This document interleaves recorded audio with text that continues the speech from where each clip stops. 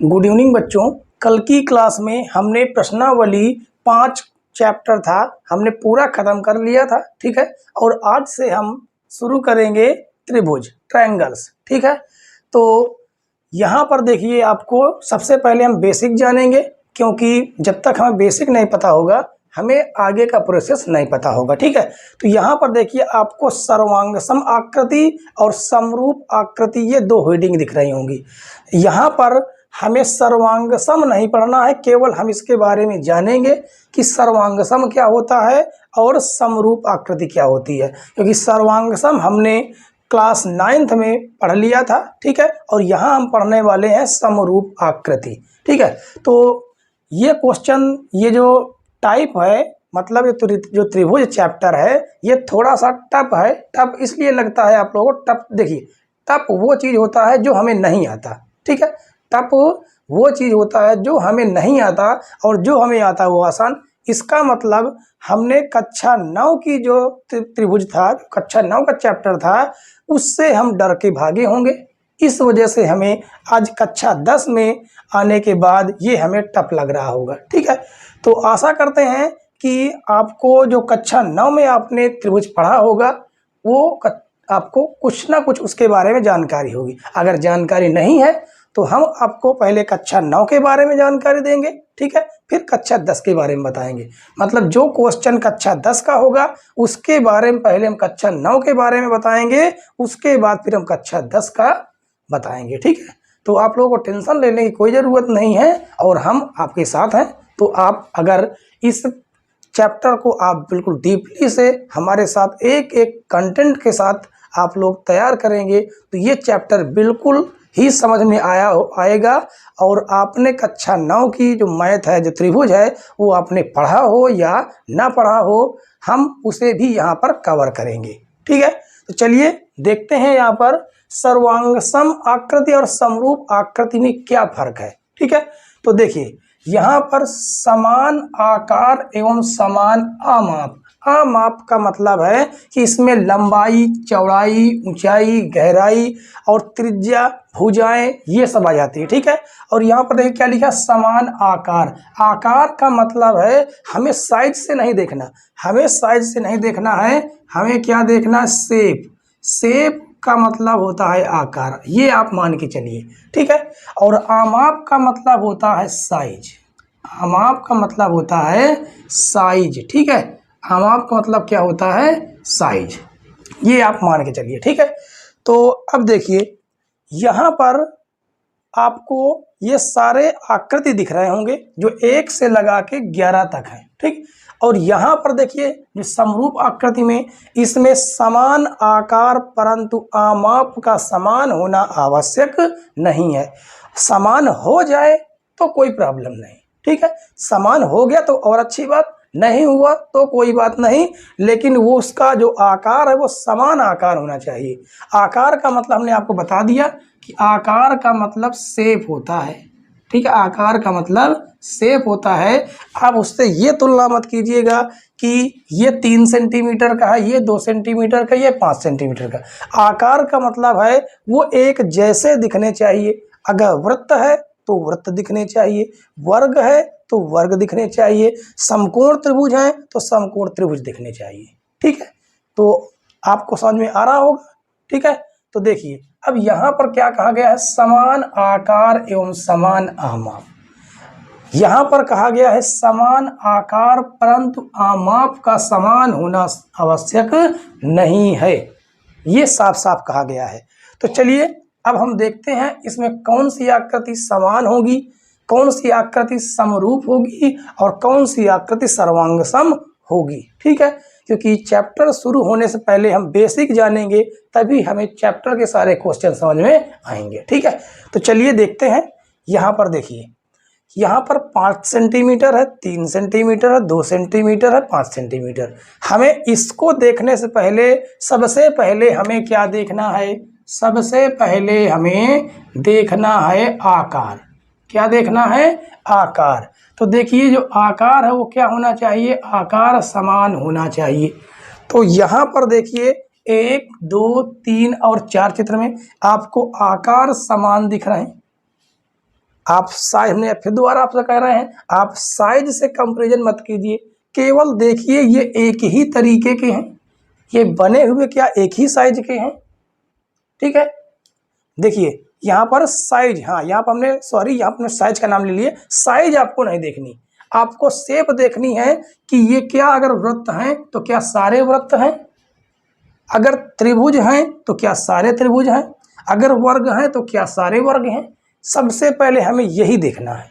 तो यहाँ पर आप देखिए, यहाँ पर आप 1 से लेकर 4 तक देखेंगे तो सारे के सारे शेप जो हैं वो एक जैसे हैं। इसका मतलब पहला पड़ाव तो उसने पार कर लिया, समान आकार है, समान आकार है। तो अब हमें ये देखना है क्या इसके जो समान आमाप क्या है, समान आमाप मतलब इसकी क्या साइज बराबर है, इसकी साइज जो है क्या, इसकी जो साइज है वो क्या बराबर है, ये हम देखते हैं, क्योंकि सर्वांगसम होने के लिए साइज भी बराबर होनी चाहिए, ठीक है। और सर्वांगसम होने का एक और आपको बिल्कुल सिंपल सा चीज समझाते हैं। सर्वांगसम वह होगी कि किसी भी आकृति, दो आकृतियों को उठा के एक दूसरे के ऊपर रख दें तो वह पूरी तरह से ढक जाए, कोई भी उसमें बाहर का साइज, बाहर कुछ दिखाई नहीं देना चाहिए। अगर हम उसे उठा के दूसरे में, दूसरे को उठा के उसमें, उसके ऊपर रख देते हैं, ठीक है। जैसे हम कहते हैं ये आपके दो हाथ, अब ये दोनों क्या है, सर्वांगसम। क्यों? क्योंकि इस हाथ को उठा के इसके ऊपर रख दिया तो इधर का जो पोर्शन है वो आपको दिखाई नहीं देगा, ठीक, इसका कहने का मतलब है, ठीक है। तो अब देखिए यहाँ पर हम कह सकते हैं कि सर्वांगसम कौन कौन होंगे। यहाँ पर जो सर्वांगसम होंगे वो होंगे, देखिए एक तो हमारा ये हो जाए, क्योंकि 5 सेंटीमीटर यहाँ पर भी है, 5 सेंटीमीटर यहाँ पर भी है, क्योंकि उसने साफ साफ कहा साइज भी समान होनी चाहिए। तो यहाँ पर देखिए 1 और 4 ये क्या होंगे, सर्वांगसम होंगे। अब समरूप कौन होंगे, तो देखिए यहाँ पर कहा गया समान आकार होना चाहिए। आकार कैसा होना चाहिए, समान। तो देखिए यहाँ पर सब समान है, इसका मतलब ये सारे के सारे क्या होंगे, समरूप होंगे। तो यहाँ पर देखिए हम लिखे दे रहे हैं स्पेशल कि समान की समरूप कौन होगा और सर्वांगसम कौन होंगे, ठीक है। तो 1 और 4, 1 और 4 ये क्या होंगे, सर्वांगसम, ये क्या होंगे, सर्वांगसम, ठीक है। और बाकी सारे 1 2 3 4, 1 2 3 4 ये क्या होंगे, समरूप होंगे। क्या होंगे ये, समरूप, ठीक है। तो यहां से एक जानकारी यह मिलती है कि सारे सर्वांगसम, देखिए सारे सर्वांगसम जो 1 और 4 हैं, सारे सर्वांगसम समरूप हो सकते हैं, लेकिन सारे समरूप सर्वांगसम नहीं हो सकते, ठीक है। तो चलिए अब यहाँ पर देखिए, अब इनकी बात कर लेते हैं वर्ग की। यहाँ पर 5 6 और 7 ये देखिए क्या ये सर्वांगसम है या नहीं। सबसे पहले कौन सर्वांगसम है, कौन समरूप है, हमें ये देखना है। तो सबसे पहले हम देखते हैं सर्वांगसम की स्थिति। समान आकार देखने में बिल्कुल समान लग रहे हैं, ये भी वर्ग है, ये भी वर्ग है, ये भी वर्ग। वर्ग का मतलब जिसकी सभी भुजाएं आपस में बराबर होती हैं वो होते हैं वर्ग। चारों भुजाएं बराबर होती हैं वो होते हैं वर्ग, ठीक है।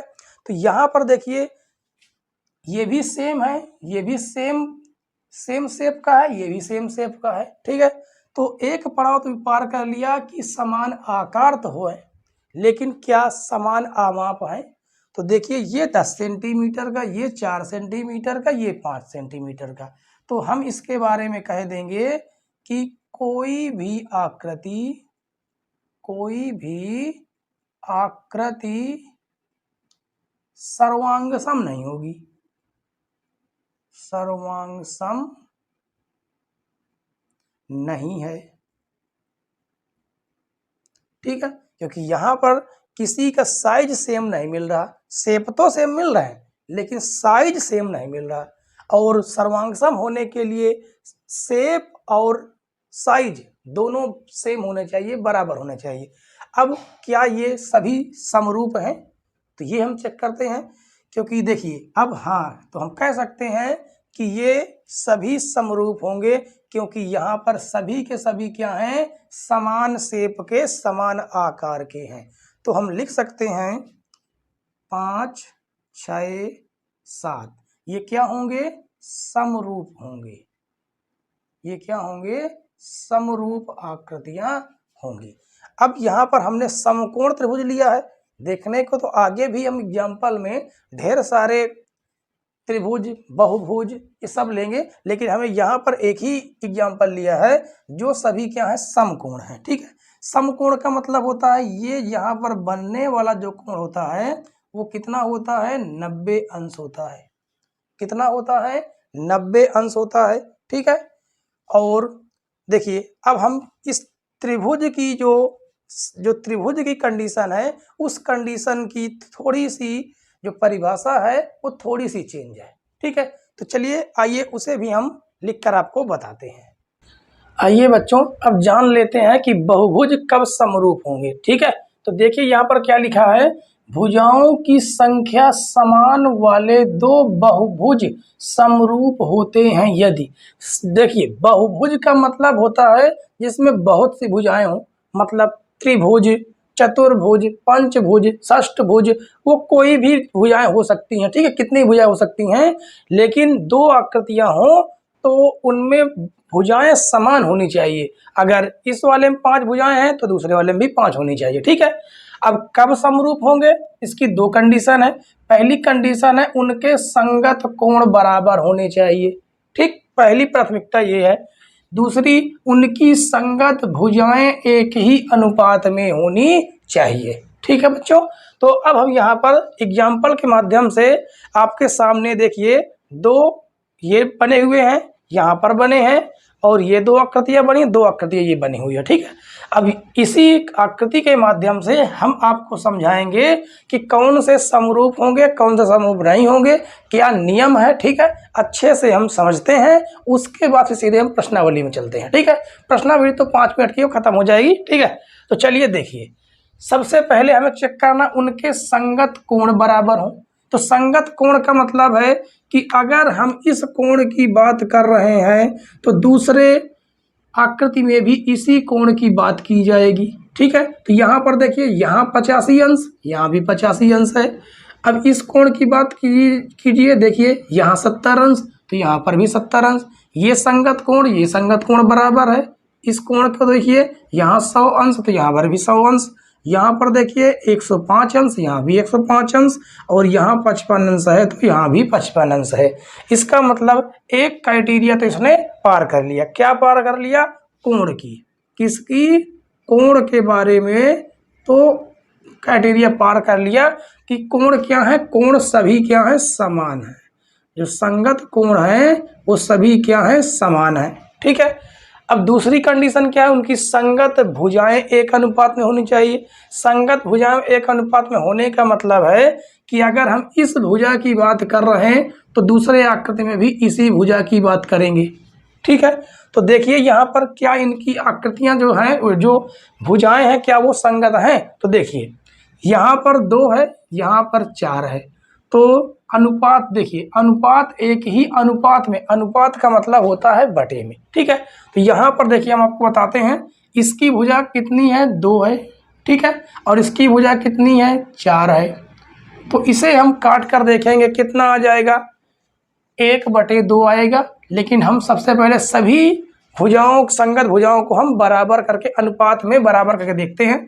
यहाँ पर 4 है, बटे में इसकी भुजा कितनी है, 8 है। इसको देखते हैं, यहाँ पर देखिए 5 है, और यहाँ पर कितना है, 10 है। यहाँ पर देखिए 1 सेंटीमीटर 1 है, और यहाँ पर देखिए 2 है। ठीक है, यहाँ पर देखिए 3 है, और दूसरे में देखिए यहाँ पर 6 है। ठीक है, अब इनको आप काट के देखिए, 2 एकन्नम 2, 2 दूनी 4, 4 एकन्नम 4, 4 दूनी 8, 5 एकन्नम 5, 5 दूनी 10, 3 एकन्नम 3, 3 दूनी 6। अब आप यहाँ से गौर से देखिए तो 1/2 1/2 1/2 1/2 1/2। तो हम कह सकते हैं कि इसके संगत कोण बराबर हो गए, इसकी संगत भुजाएं भी क्या हैं, अनुपात में ही है, एक ही अनुपात में है। तो इसने दोनों कंडीशन पार कर ली, पहली कंडीशन दूसरी कंडीशन पार कर ली। इसका मतलब ये दोनों आकृतियां क्या हैं, समरूप हैं। ये दोनों आकृतियां क्या हैं, समरूप हैं, हम ये कह सकते हैं क्या हैं, समरूप हैं। तो अब चलिए, हमने इसके पिछले वाले बेसिक में ये इसके बारे में हमने नहीं बताया था, आप यहाँ समझिए। अब देखिए यहाँ पर बनने वाला जो कोण होता है वो कितना अंश होता है, 90 अंश के होते हैं, क्योंकि क्या है, ये समकोण है। ठीक है, तो देखिए इसके सभी कोण समकोण हो गए, ये कोण भी आपस में क्या होंगे, बराबर होंगे, हमने ये माना। ठीक है, और ये दोनों ये कोण भी आपस में क्या होंगे, बराबर होंगे। ठीक है, तो कोण बराबर हो गए, बिल्कुल राइट। एक कंडीशन उसने पार कर लिया, उसकी संगत भुजाएं क्या होनी चाहिए, समानुपात में होनी चाहिए, समान अनुपातिक होनी चाहिए, मतलब एक ही अनुपात में होना चाहिए। हम ये चेक करेंगे। ठीक है, तो चलिए हम यहीं पर चेक कर लेते हैं। देखिए इनकी जो संगत भुजाएं हैं क्या वो वो क्या है, ये क्या है इनका जो, हाँ, इनकी जो संगत भुजाएं हैं वो क्या समान अनुपात में है। तो देखिए यहाँ पर 10 है, यहाँ पर 5 है, यहाँ पर 8 है, यहाँ पर 4 है, यहाँ पर 6 है, यहाँ पर 3 है।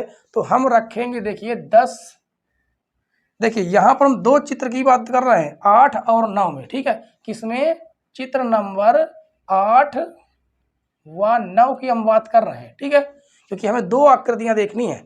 तो यहाँ पर देखिए कितना है, 10।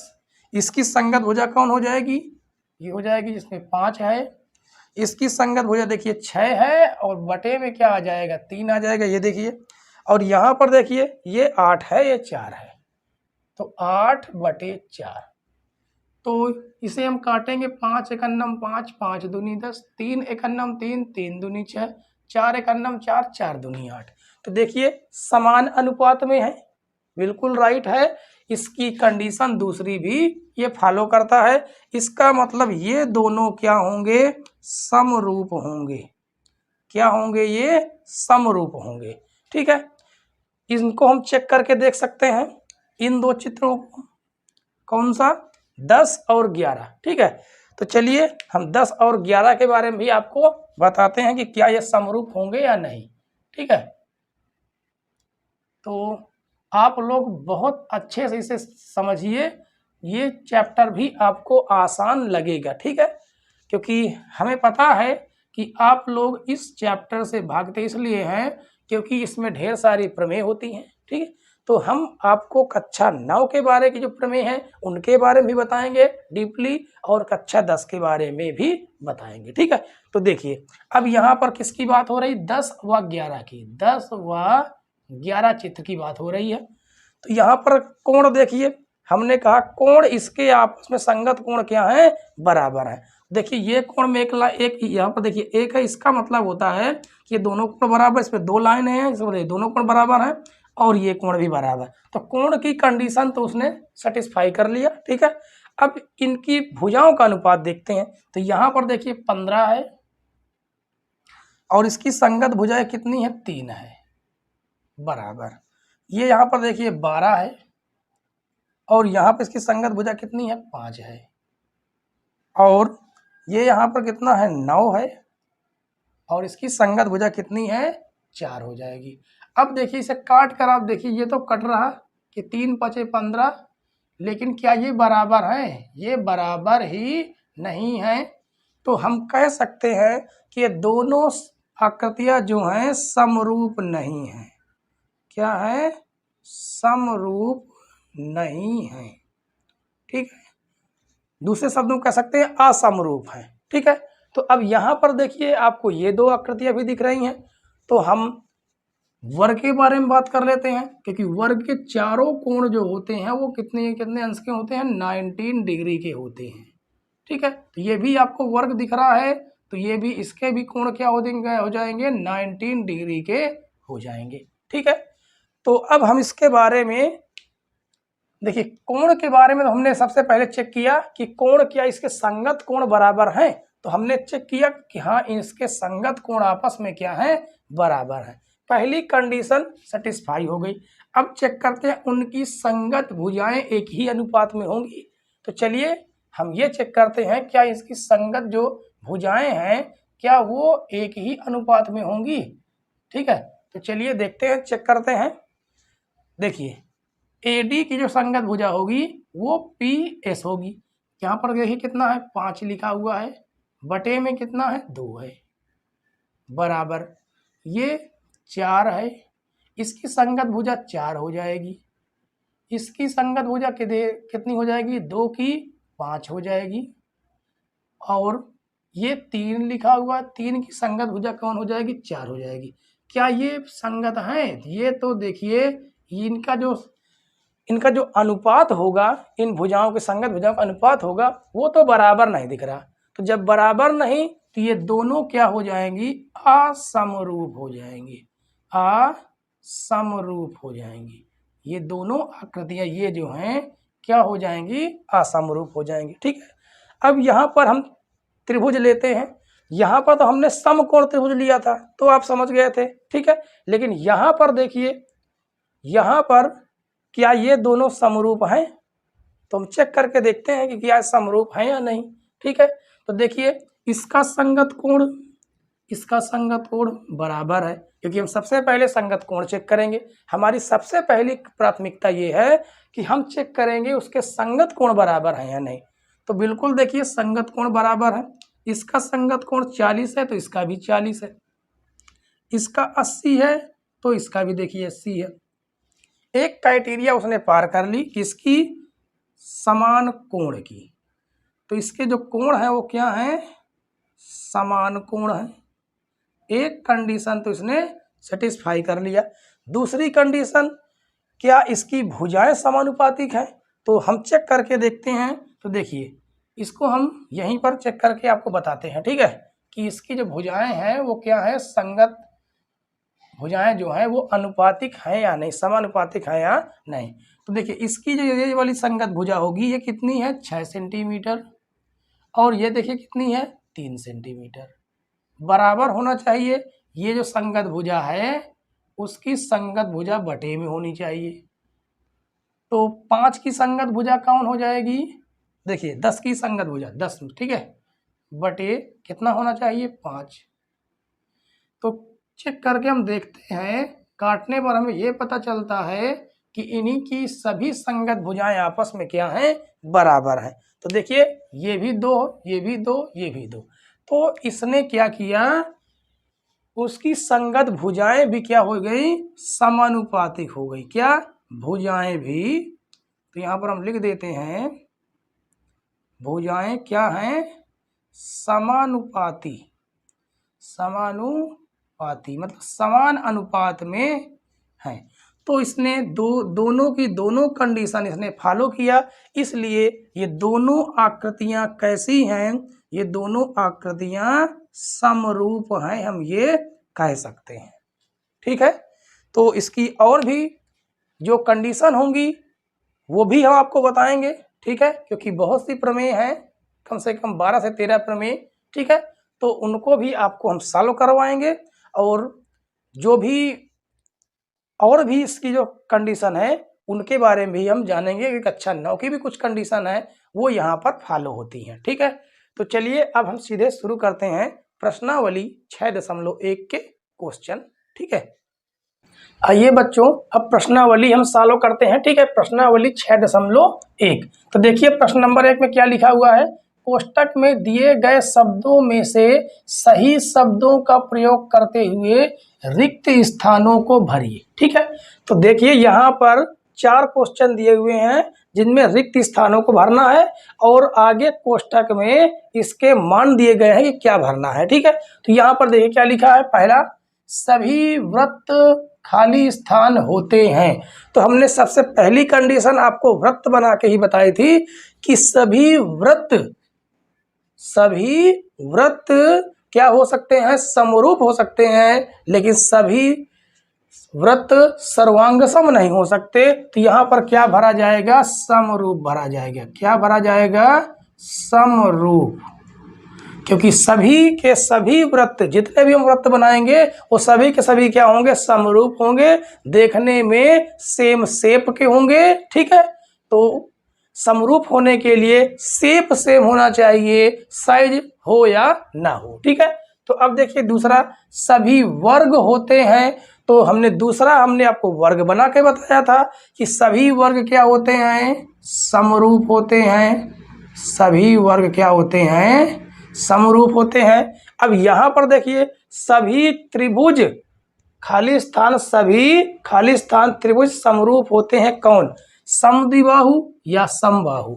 तो यहाँ पर देखिए, आपको चित्र के माध्यम से हम समझाते हैं।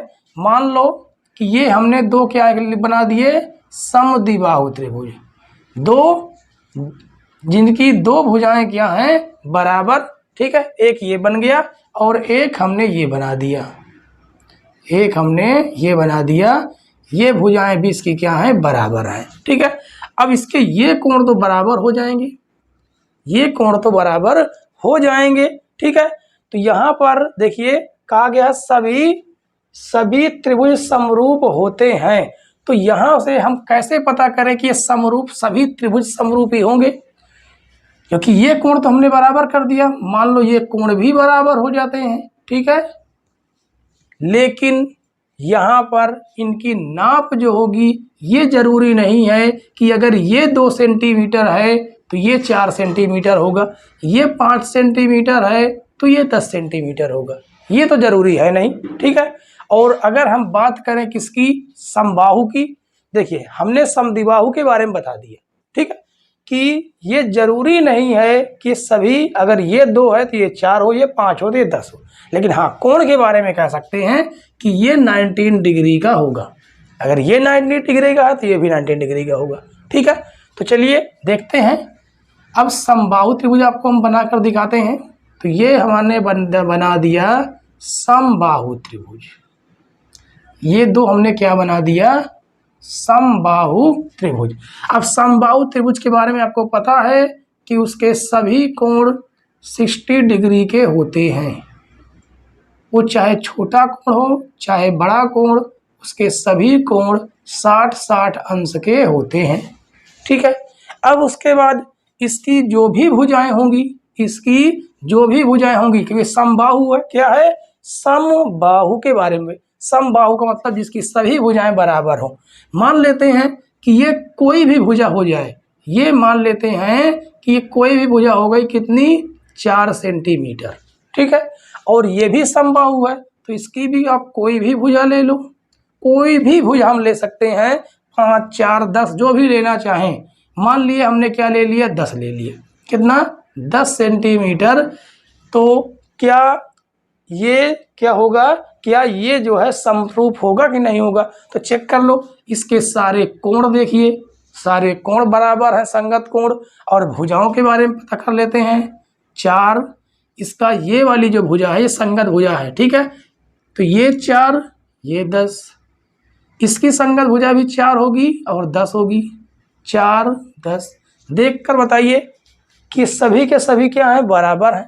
इसकी जो अनुपात है, भुजाओं की जो संगत अनुपात है वो क्या है, बराबर है। इसका मतलब हम कह सकते हैं कि यहाँ पर क्या भरा जाएगा, समबाहु, क्योंकि समबाहु त्रिभुज ही क्या होता है, जितने भी समबाहु त्रिभुज होते हैं वो क्या होते हैं, समरूप होते हैं। ठीक है, समबाहु, तो यहाँ पर भरा जाएगा समबाहु, ये समरूप, यहाँ पर भी समरूप। ठीक है, अब चौथी कंडीशन देखिए, कहा गया भुजाओं की संख्या समान वाले 2 बहुभुज समरूप होते हैं यदि, नंबर ए, उसके संगत कोण, अभी हमने कहा बराबर होते हैं, तो संगत कोण क्या होना चाहिए, बराबर होना चाहिए।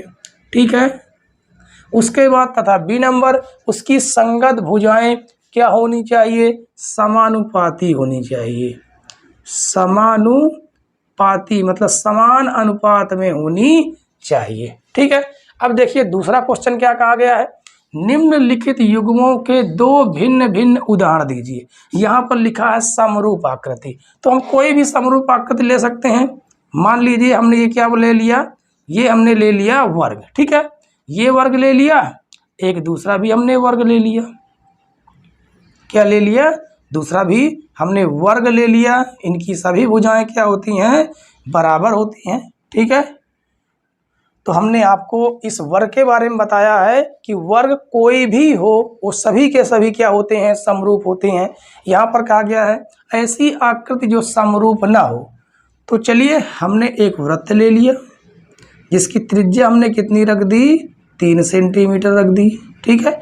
और हमने एक त्रिभुज ले लिया, कोई भी त्रिभुज लेते हैं, समबाहु त्रिभुज ले लेते हैं, कोई दिक्कत नहीं होगी, ठीक है। इसकी भुजाएं सभी बराबर हैं, इसके कोण भी आपस में क्या होंगे? बराबर हैं, लेकिन ये समरूप नहीं है। क्यों? क्योंकि एक जैसी नहीं है। एक जैसी मतलब कि उसका जो आकार है, जो शेप है, वो समान होना चाहिए। तो बताइए क्या इसका आकार सेम है?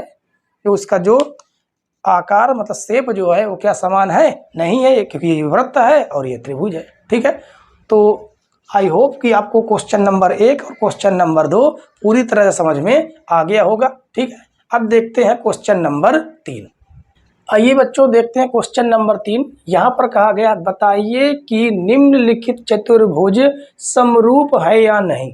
अब यहाँ पर आपको 2 चतुर्भुज दिख रहे हैं, ठीक है। अब इनके बारे में ये बताना है कि क्या ये समरूप है या नहीं।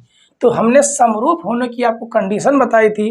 पहली कंडीशन थी कि उनके संगत कोण बराबर होने चाहिए। दूसरी कंडीशन थी कि उनकी संगत भुजाएं बराबर होनी चाहिए, ठीक है। तो देखिए सबसे पहले हम ये देख लेते हैं कि हमने तो आपको बताया कि सबसे पहले हम कोण देखेंगे, लेकिन यहाँ पर कोण के बारे में नहीं कहा, तो हम सबसे पहले भुजाओं के बारे में देख लेते हैं, ठीक है। तो चतुर्भुज PQRS व चतुर्भुज कौन सा? ABCD में, ठीक है। इनकी सबसे पहले हम भुजाएं देखते हैं। तो देखिए भुजाएं जो PQ है और जो QR है, उसके बाद RS है और SP है। SP वो कितनी है? 1.5 दिया हुआ है, ठीक है।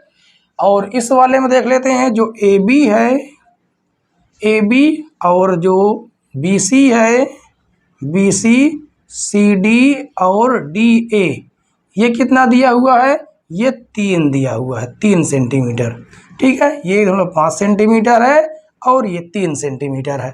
तो अब इनका हम अनुपात करके अगर देखेंगे, क्या करके? अनुपात करके 1.5/3 करेंगे।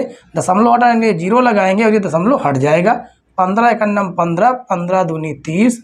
इसकी जो भुजाएं हैं वो तो समानुपाती हैं, ठीक है। तो हम कह सकते हैं अतः इनकी भुजाएं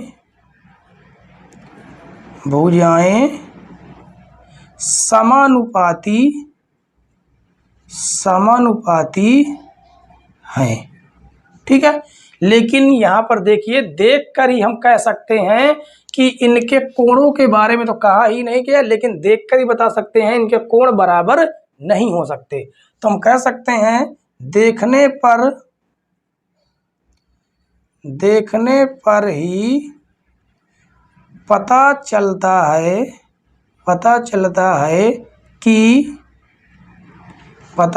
है कि इनके संगत कोण, क्या? संगत कोण बराबर नहीं है।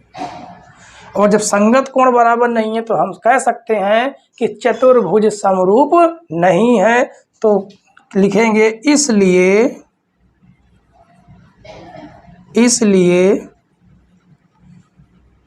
चतुर्भुज समरूप नहीं होंगे। तो आशा करते हैं बच्चों आपको आज की जो प्रश्नावली 6.1 है वो पूरी तरह से समझ में आई होगी। ठीक है। तो क्वेश्चन नंबर 3 भी आपका पूरी तरह से सॉल्व हो चुका है, ठीक है। और कल हम प्रश्नावली 6.2 के जो प्रमेय थेल्स प्रमेय है, थेल्स प्रमेय के विलोम है, हम उसे सिद्ध करेंगे, ठीक है। तो आई होप कि आपको आज की क्लास पसंद आई होगी, और अगर पसंद आई हो तो प्लीज़ वीडियो को लाइक करें, और चैनल पर नए हो तो चैनल को ज़रूर सब्सक्राइब कर लें, बेल आइकन प्रेस कर लें, ताकि नई नई वीडियो की नोटिफिकेशन आप तक पहुंचती रहे, ठीक है दोस्तों। तो आज के लिए इतना ही। जय हिंद।